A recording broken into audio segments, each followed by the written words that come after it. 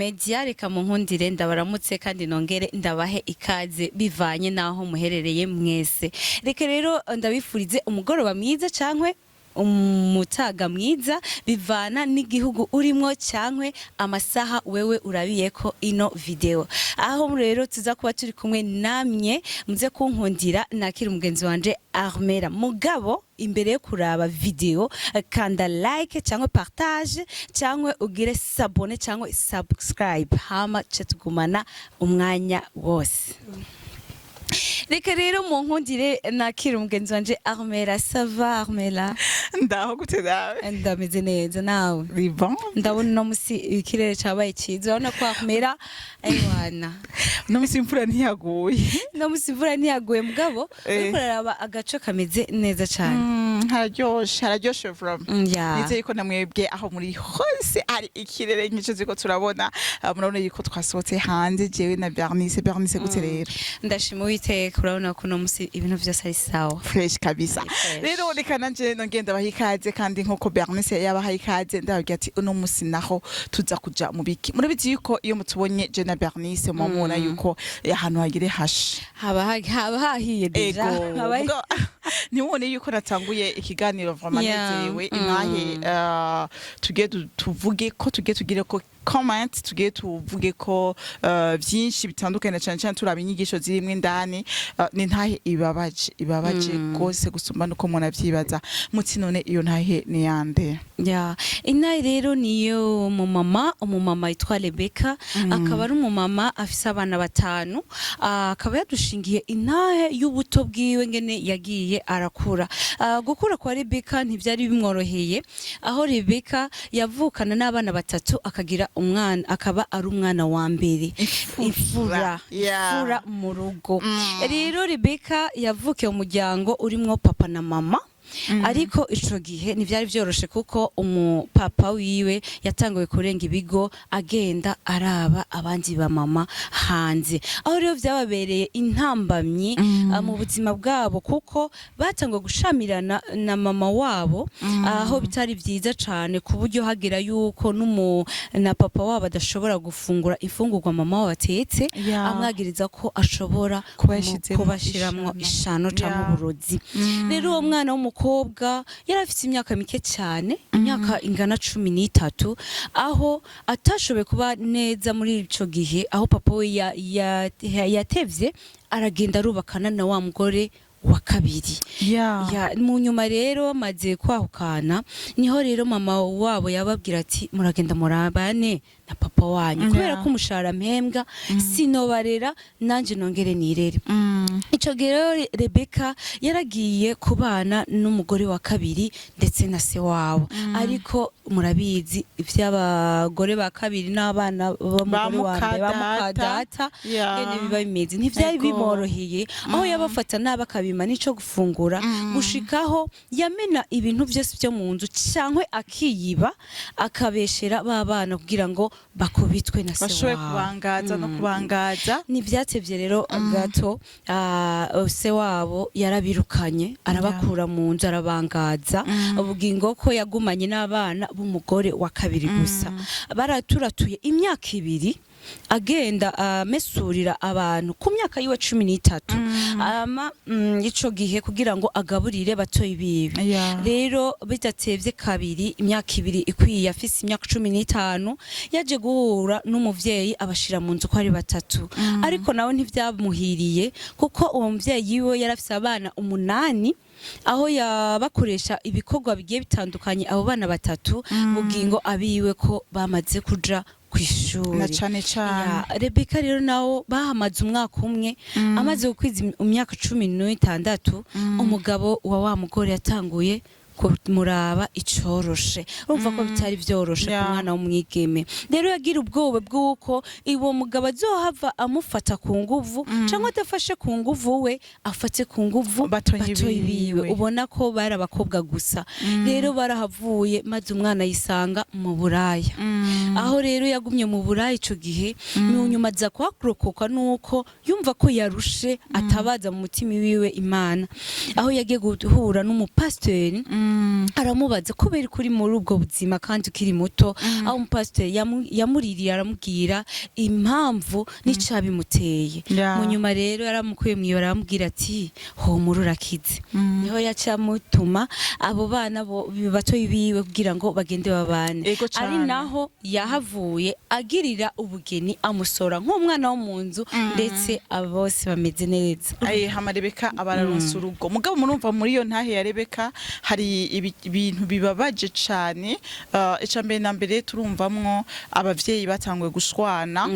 hakiri kare abana ari bato ku buryo bagwana ku buryo abana bavyimba umutima na cyane cyane Rebeka yarakuze ko yarafise imyaka 13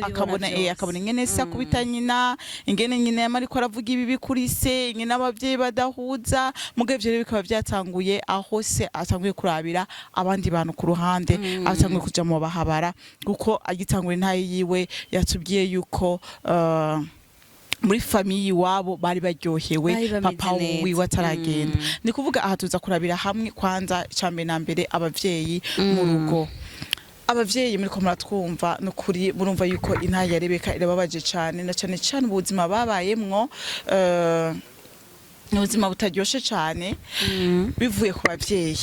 icambere na mbere nivyo ntazibana zidakomana amahembe Bernice mugabo none se umuntu avyitwaramwo gute wewe n'umushinga ntaye wawe y'ibintu cyeko biragenda mbega muvugira hejuru mbega abo bana bari ko barumva amajambo muri ko muraterana mbega bo bazovyifatamo gute bazovyakira gute mbega nta gikomere muri ko murabatera ni kuvuga igikomere c'abo bana ubwa mbere na mbere caturutse ku bavyeyi kandi sinohagarara kuri se wabo gusa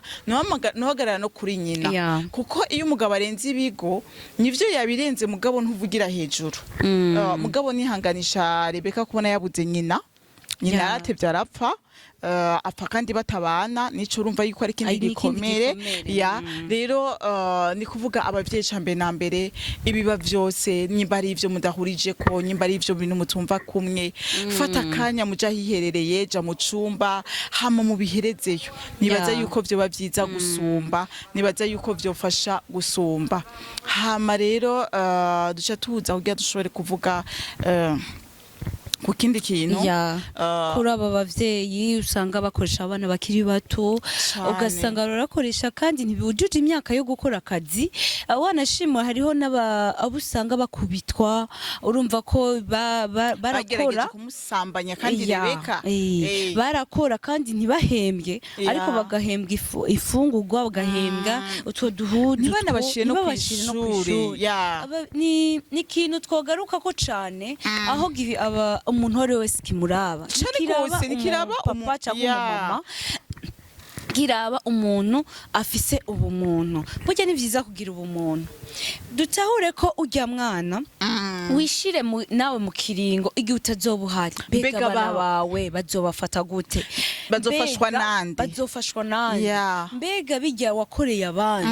wewe uwo bikorera umwana wawe akakuzana ukabiraba byo kunezera kandi mwibuke yuko byose birihigwa ngaha kuri inosi warikoze icize kiragukurikirana uko nyene nuwakoze nabi nyawe nyene nuko nye malipo ni ya papa duniani nikuvuga uri kurya umutima abana bakanaka mugaba bawe ntuzi ngo bazorerwa nande ntuzi ngo bizogenda gute cyane gose ico kintu iyo wibutse yuko udiko uri ngaha ku isi kandi ukabuzi yuko ubuzima bwawe hari abantu bazokora babuvuga hari abantu bazohora bavuga ati twebwe turi komoka kwa naka my friend uvyigako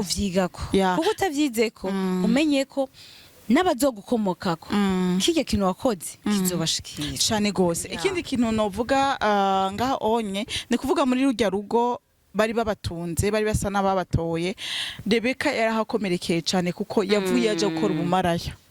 yavuye aje gukora kugurisha umubiri nibaze yuko mwumvise no mu mpanuro ya Rebeka arangiza intahe yiwe nuko yahanuye abantu bose ko batokwihutira kuja kugurisha umubiri kuko ari ikintu cigikomere udapfa wibagiye mu buzima bwawe avuga yuko nubwo no munsi ari mu rugo rwiwe atarigere yibagira ibihe byose yabayeho mu burubwo bumaraya muri ivyo bihe byo kugurisha umubiri rero navuga yuko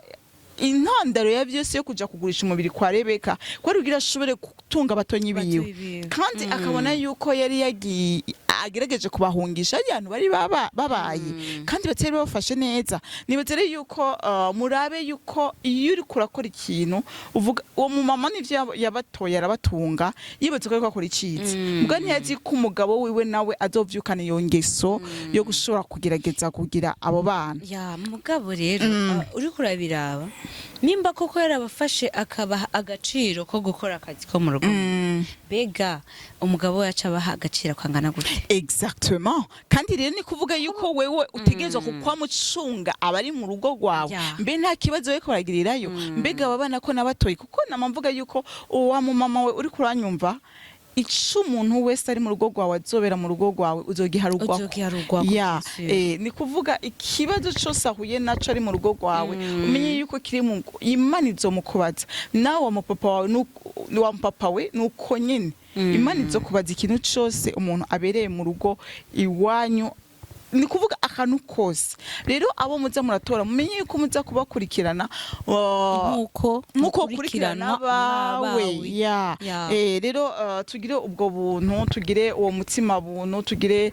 umutima w'impuhwe umutima w'ikigongwe mugabo atari kubazana gusa kugira bagira ico badufashije mu buzima mugabo natwe tugira ico duhinduye mu buzima bwabo ya ego ya rero tugihagaze hajyanya kuja mu buraya bien sûr hari abantu babujamwo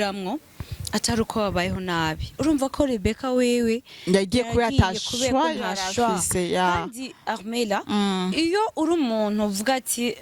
novuga nti iki kintu ego na Bibiliya bivuga ati wizera umwana w'umuntu avume yarakiri muto kandi umwana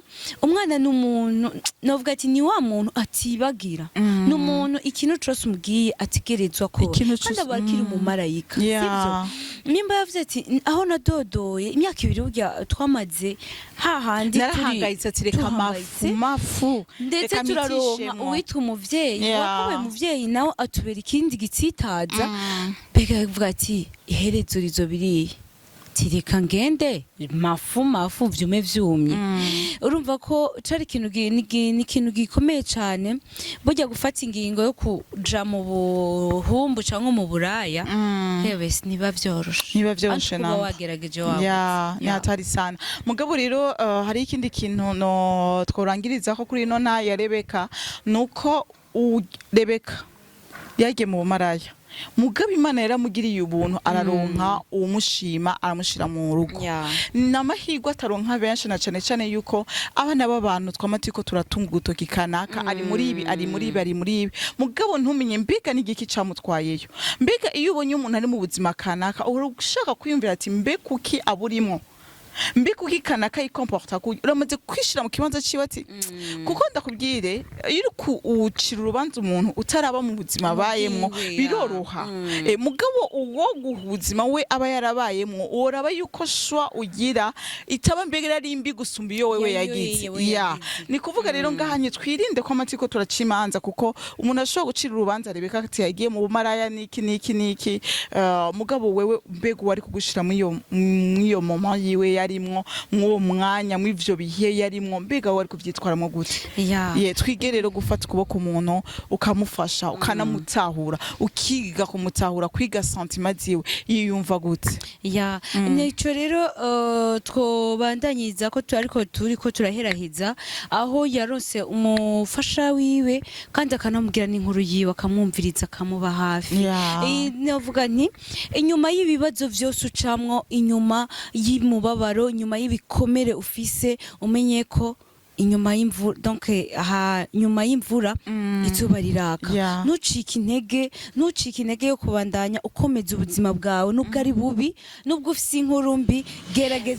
gerageza ubandanye ntucike intege gucika intege n'iryo kosa ariko kubandanya nabwo n'ubuzima kandi urahakirira niyo rero twohereza ko reka je ndabashimira badukurikiranye kuva ku ntango gushika kuherezo ndongera ndabibutsa gukanda like ukagira abone na subscribe kandi intahe zacu twamashikiriza misi yose uyisanga musi link ibarimwo ucuyikurikirana neza na neza ido nido reka rero ngire ko nshimira Armela mugenzi wanje wakoze twabanye neza